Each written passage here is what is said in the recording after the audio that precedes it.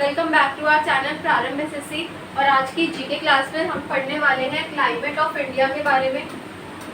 साथ में हम पढ़ेंगे बायोस्फीयर रिजर्व्स के बारे में पढ़ेंगे और वाइल्ड लाइफ कंजर्वेशन के बारे में भी आप थोड़ा सा इंट्रोडक्शन देखोगे कि क्या क्या उसमें है, कौन कौन से स्टेट है, कौन कौन से यूनियन टेरिटरीज उसके अंडर आती है। तो पहले तो हम स्टार्ट करेंगे क्लाइमेट ऑफ इंडिया से कि क्लाइमेट कैसा है, कहाँ कहाँ पर किस किस तरीके से क्लाइमेट्स को मेजर किया जाता है। तो स्टार्ट करते हैं। सबसे पहले डेफिनेशन लिखिए। India's climate is the average weather pattern of temperature, rainfall and winds over a long time. It is mainly controlled by monsoon winds. ये हमें पता है कि जो टेम्परेचर है वो कंट्रोल में रहता है किसके, मॉनसून विंड्स में।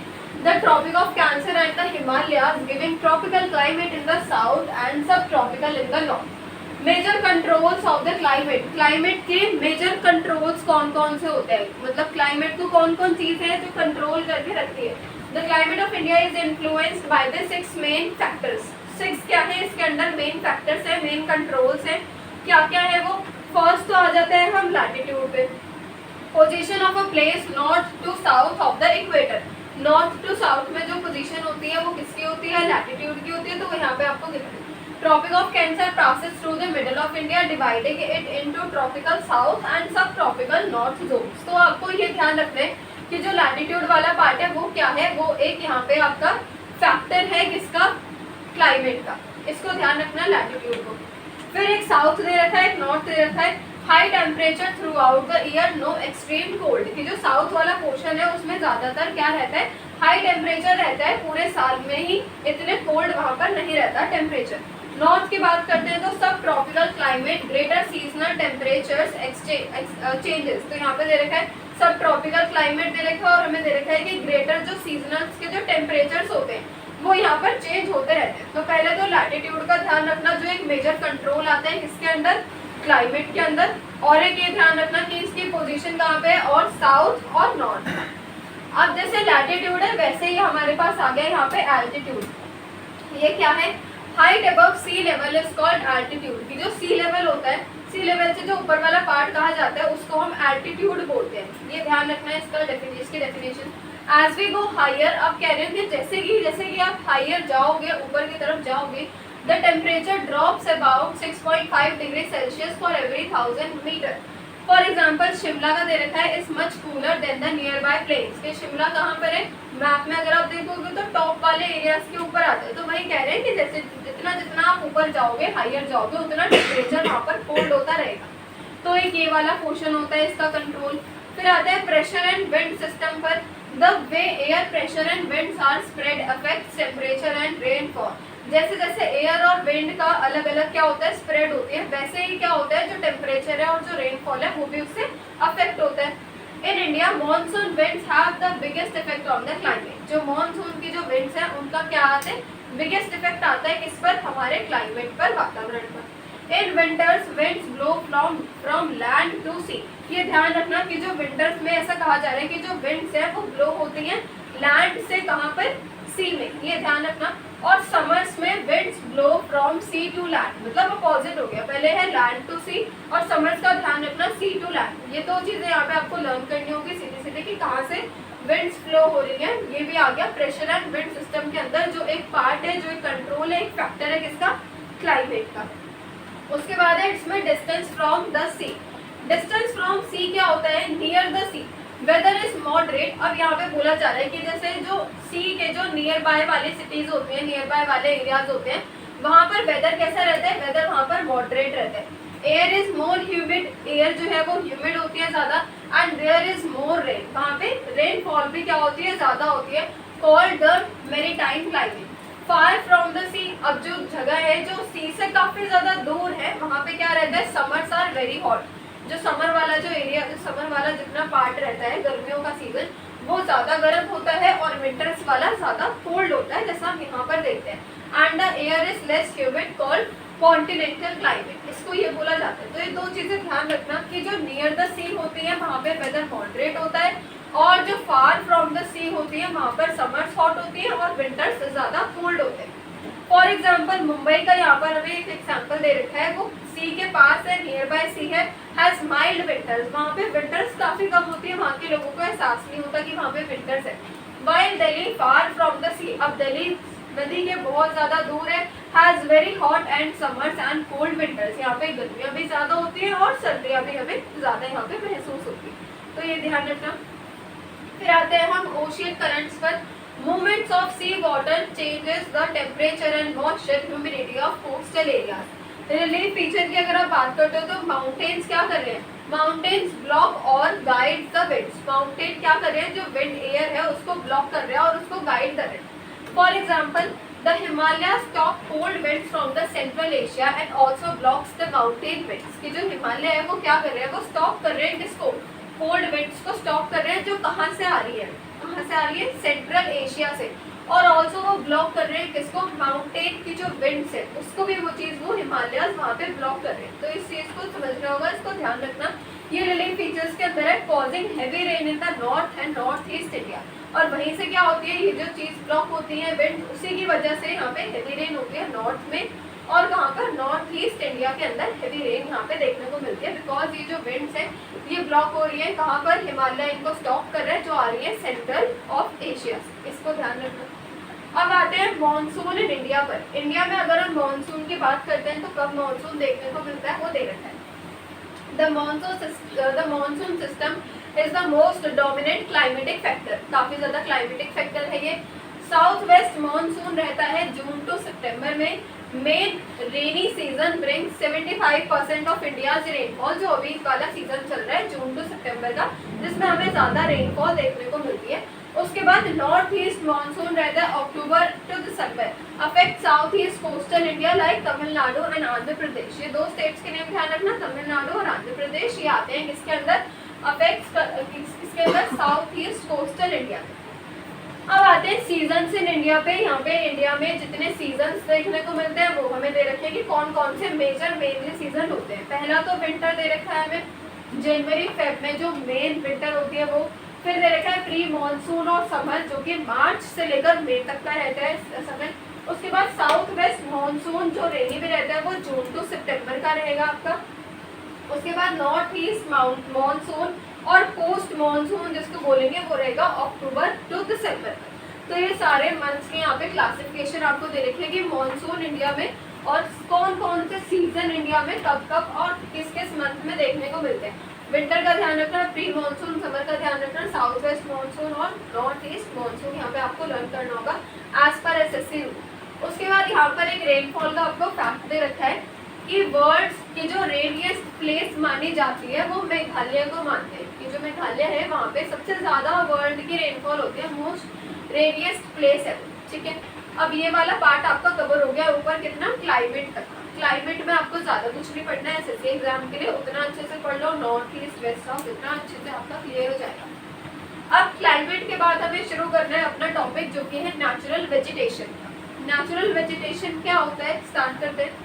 इसका मीनिंग दे रखा है हमें natural vegetation, plant community grow naturally without human interference, human की दखल अंदाजी के बिना यहाँ पे प्लांट्स क्या कर रहे हैं, यहाँ पे वो नेचुरली ग्रो हो रहे हैं, उसी को बोला जाते हैं क्या, नेचुरल वेजिटेशन। अब इसके अंदर दो चीज़ आती है हमारी, फ्लोरा एंड फौना। इसको आपको ज़्यादा डीप में डिटेल्स में नहीं हमें पढ़ना है, हमें बस इसका नाम ध्यान रखना है कि क्या होते हैं all the plants of a place and fauna में के अंडर आते हैं all the animals of a place, कि सारे प्लेस के प्लांट्स आ गए फ्लोरा में और सारे प्लेस के एनिमल्स आ गए किसके अंदर, फौना के अंदर, ये आपको ध्यान रखना है। For example rose, mango tree, grass, यहाँ पे दे रखा है tiger, cow and bird. Forest cover in India की अगर बात करते हैं तो as per the India state of forest report 2011, यहाँ पर एक रिपोर्ट के बारे में दे रखा है कि जो 2011 की जो रिपोर्ट थी वहाँ पे बताया जा रहा है about 21% of India's total land area is covered with the forest, कि इंडिया का जो टोटल 21% एरिया है, लैंड है, वो कवर हो रखा है कि सिर्फ फॉरेस्ट से वो कवर हो सकता है। बट ये रिपोर्ट कब की है, 2011 की रिपोर्ट है, इसको ध्यान रखना है, एग्जाम्स में पूछा गया है बार बार। अब आते हैं types of vegetation in India पर। कि वेजिटेशन तो आपने समझ लिया कि जो प्लांट्स है वो अपना काम खुद से कर रहे हैं, ह्यूमन के इंटरफेरेंस उसमें कुछ भी नहीं हो रही। टाइप्स ऑफ वेजिटेशन की अगर आप बात करते हो तो यहाँ पर आते हैं हमारे पास ट्रॉपिकल एवरग्रीन फॉरेस्ट। अब यहाँ पे आपके पास अलग अलग फॉरेस्ट के नेम आएंगे, इनको ध्यान से सुनना। ट्रॉपिकल एवरग्रीन फॉरेस्ट की अगर आप बात करते हो तो डेफिनेशन हमें दे रखी है, forest that stay green all year because they get a lot of rain, कि वो वाले फॉरेस्ट जिनमें हमेशा वो ग्रीन रहते हैं क्योंकि वहाँ पर क्या होती है, बारिश वहाँ पे ज़्यादा होती है। तो ये जो डेफिनेशंस आपको दे रखे हैं ये इजी रहेंगे उनको क्लैरिफाई करने में, क्लासीफाई करने में कि कौन सा फॉरेस्ट में क्या होता है। Where found Western Ghats, Lakshadweep, Andaman and Nicobar island, Assam, Tamil Nadu coast. Rainfall more than 200 centimetre every year, इतनी रेनफॉल यहाँ पे रहती है। ये ध्यान रखना कि कहाँ पे ये चीज़ फाउंड होती है। और what are the features, very dense and have many layers of tree, काफ़ी डेंस रहता है और ट्रीज की लेयर्स भी यहाँ पे ज़्यादा देखने को मिलती है। Trees do not shed leaves together, important trees. अच्छा, ट्रॉपिकल एवरग्रीन फॉरेस्ट याद रखना। और ट्रीज कौन कौन से अंदर आते हैं इसके, ये भी आपको लर्न करने होंगे, जैसे कि रबर, उसके बाद rosewood, coconut, bamboo, palm, Ironwood, ये वाले इंपॉर्टेंट ट्रीज हैं। 4-5 सिलेक्टेड, इनको लर्न कर लेना जितने इसमें दिया। ट्रॉपिकल डेसिडियस फॉरेस्ट की बात करते हैं तो मॉनसून फॉरेस्ट पर आते हैं। Forest where trees loss leaves in dry seasons, जो ड्राई सीजन्स होते हैं उसमें जब पत्ते झड़ जाते हैं पेड़ के, तो वो वाला दिखा रखा है हमें tropical this forest. Most common type of forest in India, India में कॉमन टाइप का ये फॉरेस्ट माना जाता है, मोस्ट कॉमन है, इस वाले पॉइंट को ध्यान रखना। रेनफॉल की बात करते हैं तो moist, deciduous and dry deciduous. Features, trees shed leaves in summer to save water, trees कब शेड करते हैं अपने लीव्स, समर्स में शेड करते हैं, तो समर ध्यान रखना है, यहाँ से जो कीवर्ड है वो ध्यान रखना। मेन ट्रीज दे रखे हैं आपको, टीक, साल, शीशम, सैंडलवुड, नीम एंड मैंगो, ये वाले मेन ट्रीज आते हैं आपके मॉनसून फॉरेस्ट के अंदर, जो आपका सेकेंड टाइप यहाँ पर है। फिर आते हैं यहाँ पर हम थर्ड पर। Third is the thorn forest and scrub, forest with scattered thorny trees found in very dry areas, जो बहुत ही ज्यादा ड्राई एरिया में फाउंड होता है वो वाला ये फॉरेस्ट है। तो ये ध्यान रखना है कि कौन सा फॉरेस्ट सबसे ज्यादा ड्राई है। रेनफॉल लेस देन 70 सेंटीमीटर, ये ध्यान रखना। Features, trees are far apart, जो ट्रीज होंगे यहाँ पे ये काफी दूर दूर होंगे, फार अपार्ट होंगे। हैव डीप रूट्स, इनके जो रूट्स होंगे, जो जड़ें होंगी वो काफी ज्यादा डीप होंगी। And small thick leaves to save water, और इनकी जो लीव्स होंगी वो स्मॉल होंगी और थोड़ी सी थिक होंगी ताकि वो पानी को सेव कर सके, ऐसा ये यहाँ पे बोला जा रहा है। तो आपको ध्यान रखना है कहाँ पर ये फाउंड होते हैं। ये सारे ही स्टेट्स के नेम आपको दे रखे हैं, गुजरात, राजस्थान, मध्य प्रदेश, उत्तर प्रदेश, हरियाणा एंड छत्तीसगढ़। ज्यादा स्टेट्स के नाम नहीं है, ज्यादा कम भी नहीं है, तो आपको ही लर्न करने होंगे इस वाले फॉरेस्ट के लिए। मेन ट्रीज आपको दे रखे हैं, date palm, cactus and khejri, ये मेन ट्रीज है यहाँ पे आपके इस वाले थॉर्न फॉरेस्ट के और स्क्रब्स के।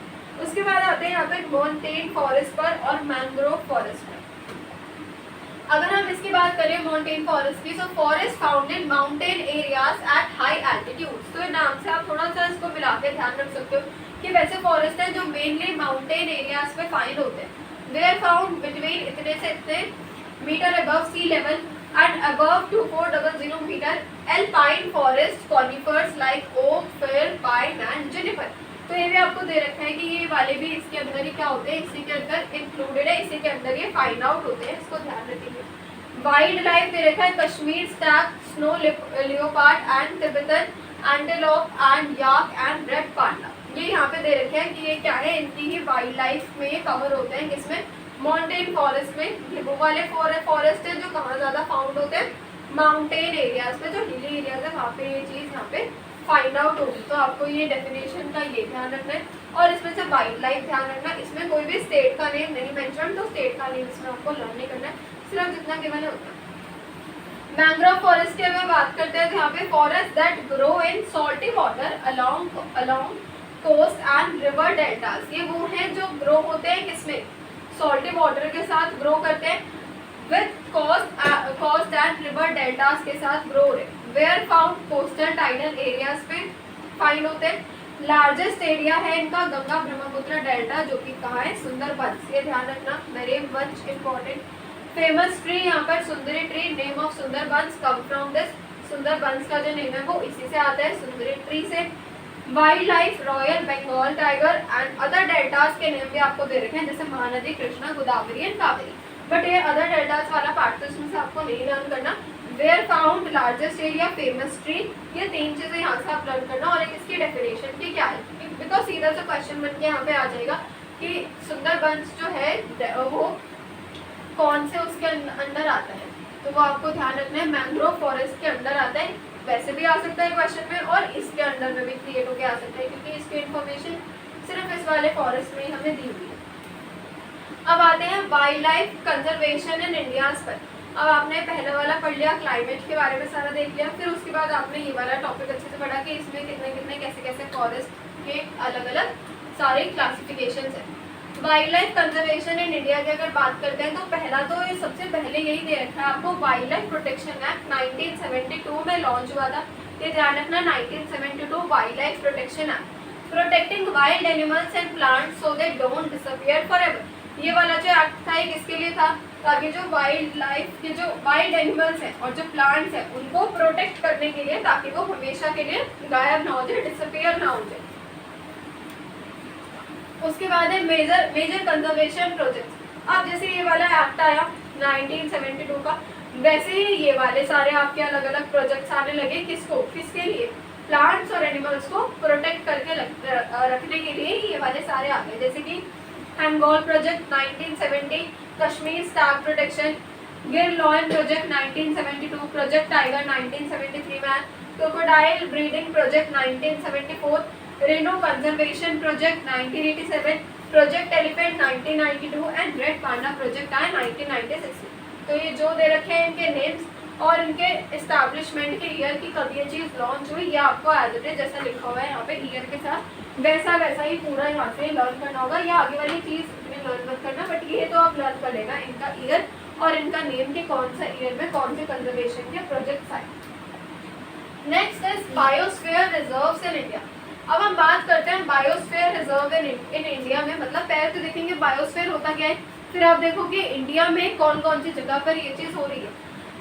large protected area where plants, animals, people live together and nature is kept safe while allowing limited human activities। मतलब ये वो एरिया है जहाँ पर लार्ज एरिया रहेगा, जहाँ पर प्लांट्स हो गए, एनिमल्स हो गए और जो पीपल हो गए, तीनों ही जितने हैं लिविंग्स ये सब साथ में रहते हैं, नेचर सेफ रहती है इसमें, और जो ह्यूमन की एक्टिविटीज होती हैं वो काफ़ी ज़्यादा लिमिटेड होती है। तो ऐसी जगह को क्या बोला जाता है, बायोस्फीयर रिजर्व्स। टोटल कितने बायोस्फीयर रिजर्व्स है इंडिया में, 18। तो ये ध्यान रखना, टोटल 18 बायोस्फीयर रिजर्व्स है।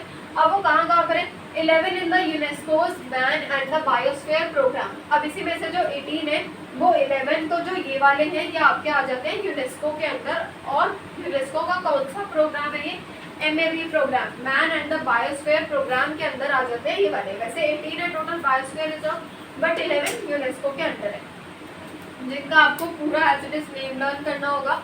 एंड जो इनके स्टेट्स के नेम है साथ में ये भी, जैसे तमिलनाडु, नंदा देवी उत्तराखंड, नीलगिरिस तमिलनाडु, केरला कर्नाटक, मेघालय मध्य प्रदेश, उड़ीसा वेस्ट बंगाल, सुंदरबंस, उसके बाद Kerala Tamil Nadu, great Nicobar Andaman and Nicobar island, Sikkim का हो गया, एंड छत्तीसगढ़ है, MP का यहाँ पे आपको दे रखा है। ठीक है, तो पहले तो अब ये 11 लर्न करना, फिर 11 के बाद हमारे पास आएंगे टोटल सारे बायोस्फीयर्स के नेम। तो टोटल ये है आपके 18 बायोस्फीयर्स जो है वो आपके पूरे इंडिया में, इसमें स्टेट्स में इंक्लूडेड है और यूनियन टेरिटरीज भी यहाँ पर आपके इंक्लूडेड है। तो पहले तो वो 11 अच्छे से आपको पढ़ने होंगे कि यूनेस्को के अंदर कौन कौन से, और फिर 18 अलग से, मतलब 18 कौन कौन से बायोस्फीयर्स के रिजर्व। ठीक है, ये हो गया बायोस्फीयर रिजर्व्स के बारे में। उसके बाद यहाँ पर आ गए हम किस पर, थ्रेट्स टू वाइल्ड लाइफ पर, जहाँ पे लिखा है आपके पास एविल क्वार्टेट, इसमें लिखा है हैबिटेट लॉस एंड फ्रेगमेंटेशन। अब यहाँ से ना आपके पास कुछ अलग अलग ऐसे मेथड्स और एक्ट्स शुरू हो जाएंगे जो बायोस्फीयर रिजर्व्स के लिए ही, क्या बायोस्फीयर रिजर्व्स के लिए ही लिए गए हैं। जैसे पहला तो इसमें हैबिटेट लॉस एंड फ्रेगमेंटेशन में पढ़ते हैं, main reason for species extension caused by farming, urban growth, pollution and industries. तो जो मेन सबसे पहला ये वाला लिया गया थ्रेट वाइल्ड लाइफ में वो ये लिया गया, और हुआ कैसे, ये कॉजेस क्या थे इसके, फार्मिंग, अर्बन ग्रोथ, पॉल्यूशन और इंडस्ट्री। ये चार चीज़ें तो अच्छे से इसमें आपको लर्न करनी होगी कि जो ये लिए गए हैं थ्रेट्स ऑफ वाइल्ड लाइफ में उसमें क्या है। एग्जाम्पल दे रखा है, Amazon rain forest cut down for farming and logging, rain forest reduce from 14% of land to just 6%। जो रेन फॉरेस्ट थी यहाँ पे 14% था पहले, बट वो फिर रिड्यूस हो गया 6%। तो ये ध्यान रखना कि 14% ऑफ लैंड जो था वो रिड्यूस हो गया जस्ट कितना, 6%। ये ध्यान रखेंगे। और अमेजोन रेन फॉरेस्ट का ये पार्ट है। ये पहली चीज यहाँ से कवर हुई आपकी फर्स्ट वाले। उसके बाद आ गए सेकंड, ओवर एक्सप्लॉयटेशन में using natural resources more than they can regenerate. For example passengers, pigeon, Steller's, sea cow extinct, marine fish and overfished. ये चीज भी ध्यान रखना, ओवर एक्सप्लॉयटेशन, एक ओवर एक्सप्लॉयटेशन का थ्रेट इंक्लूड होगा इसमें, and habitat loss and fragmentation. Third जो थ्रेट इंक्लूड होगा वो ये alien species and invasion. Non-native species brought intentionally or accidentally can harm the native ones. For example, 9 French in the Lake Victoria killed local killfish and African catfish harming Indian rivers called local catfish. तो third threat ये ध्यान रखना, alien species का invasion. Third एक ये इसमें threat रहेगा। Deeply नहीं पढ़ना है थ्रेट्स को, बट ऊपर से इनका नाम आप ध्यान रखो। कोएक्सटेंशंस की बात करते हैं तो लिंक्ड स्पीशीज जो है वो डाई हो जाती है आपस में, टुगेदर वो डाई हो जाती है जो लिंक्ड स्पीशीज है। जैसे कि parasites dying with its host fish, plant pollinator dying when plant is gone. तो प्लांट के जो पॉलिनेटर है वो डाई हो जा रहे हैं तब जब प्लांट वहाँ से चला जा रहा है। तो ये आ गया आपका फोर्थ थ्रेट के अंदर। ये थ्रेट्स हैं वाइल्ड लाइफ में जो किसने दिए हैं, एविल नेम से ये दिए गए हैं। तो habitat loss and fragmentation, over exploitation, alien species invasion and fourth coextinction. ये 4 थ्रेट्स हैं आपके वाइल्ड लाइफ के, ठीक, वाइल्ड लाइफ रिजर्वेशन कंजर्वेशन के। Methods of wild life conservation में आते हैं। यहाँ पे दे रखा है आपके पास कंजर्वेशन का ही एक और project, protecting species in their own habitat. यहाँ पे आप प्रोटेक्ट कर रहे हो स्पीशीज को उनकी हैबिटेट के अंदर। जैसे कि इसमें एग्जांपल आता है नेशनल पार्क्स हो गए, नेशनल पार्क्स अलग अलग बनाए गए प्रोटेक्शन के लिए, वाइल्ड लाइफ सेंचुरीज बनाई गई और कुछ बायोस्फीयर रिजर्व्स यहाँ पे क्रिएट करे गए। India's biodiversity's hotspot Western Ghats, Indo Burma, Himalaya and Sri Lanka region. Example species Sundarbans, mangroves, olive ridley turtles, royal Bengal tigers and scared groves in villages preserve plants and animals naturally. ये भी हो गए क्या, किसके अंदर आए ये मेथड्स कि वाइल्ड लाइफ के जो कंजर्वेशन के जो मेथड्स हैं उन मेथड्स में क्या क्या इंक्लूडेड है। फिर आते हैं यहाँ पे सितो कंजर्वेशन में protecting species outside their habitat, कि हम स्पीशीज को प्रोटेक्ट तो कर रहे हैं बट उनकी हैबिटेट के बाहर, आउटसाइड देयर हैबिटेट। एग्जांपल्स यहाँ पे दे रखे हैं आपको, seed bank store seed of important plants and cryo preservation keeps gametes sperms eggs of endangered species safe. ये आगे आपके दो यहाँ पे दो नहीं हाँ 2 मेथड्स दे रखे हैं यहाँ पे, किसके methods of wild life conservation. अब यहाँ से शुरू हो रहे हैं आपके पास मेजर एफर्ट्स, मतलब जो एक्ट्स वगैरह लिए गए, अलग अलग जो चीज़ें बनाई गई हैं अभी तक की वो सारी यहाँ पे मेंशन है। जैसे कि एक आया प्रोजेक्ट टाइगर 1973 का लॉन्च, ध्यान रखना किसने लॉन्च किया, एम क्या था इसका, 2 चीज़ें तो आपको लर्न रखनी होगी और अगर इसमें कुछ आ जाता है जैसे कि फुल फॉर्म तो ये भी अच्छे से लर्न करना, ये भी इसी का पार्ट है आपका। Launched by Indira Gandhi at Jim Corbett National Park Uttarakhand. Aim क्या था, ये सेव करेगा किसको, save tiger from poaching and habitat loss. Made statutory under wildlife protection act 1972 via 2006 amendment and now under NTCA National Tiger Conservation Authority. Help tiger population recover. तो पूरा ये tiger से related है कि जो tigers के जितने भी वो है उसको क्या करना, उसको प्रोटेक्ट करना। बट अब ये किसके अंडर है, NTCA के अंडर है, नेशनल टाइगर कंजर्वेशन अथॉरिटी। ये पहली चीज, पहला एक्ट इसमें ध्यान रखना, project tiger.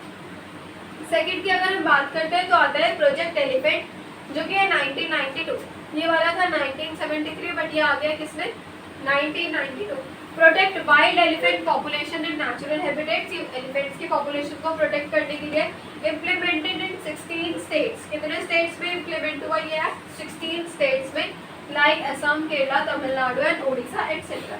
Also work on reducing the human elephant conflict. जो ह्यूमन और एलिफेंट के बीच जो कॉन्फ्लिक्ट होते हैं उसको रिड्यूस भी करेगा। थर्ड पे आते हैं प्रोजेक्ट वल्चर, तो ये आया 2006 में।